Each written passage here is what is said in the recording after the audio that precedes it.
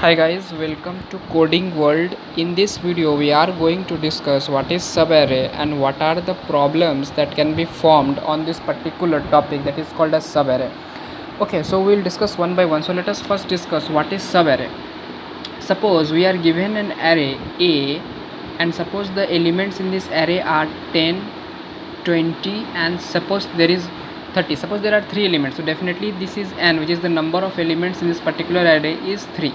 Okay, so what I'm trying to say, we'll calculate what is subarray and what are the number of possible subarray. So definitely subarray is the part of array which is contiguous. Okay, so definitely if I am say 10, definitely 10 is a subarray.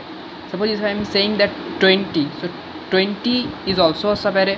Definitely 30 is also a subarray. If I am saying that is 10 comma 20, okay, so definitely 10 comma 20 is also a subarray because it is a part of array and it is also contiguous. If I am saying that 10, 20 and then 30, then definitely this is also a subarray because yeah, definitely an array can be also a subarray. Okay, because 10, 20 and 30 are the part of this array and they are contiguous. Okay, if I am talking about 20 comma 30, so definitely this is also a part of subarray.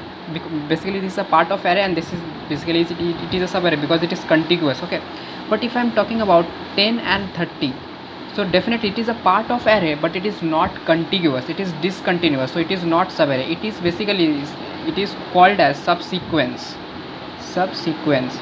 We'll also discuss about what are subsequences and what are the types of problems that can be made on subsequences. Okay, in subsequent videos we'll also talk about it. Okay, so this is called subarray. Okay, so how many subarrays are possible?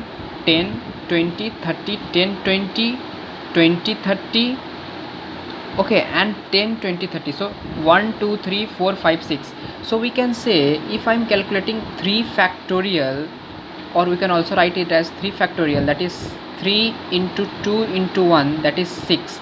So what are the number of possibilities of subarray that can be formed on a given array is the whatever the number of elements take its factorial. This is the number of subarray.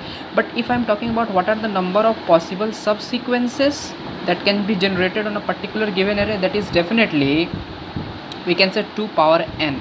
So definitely basically we can say subarray is a part of subsequences, but all the subsequences will be subarray. That is not true.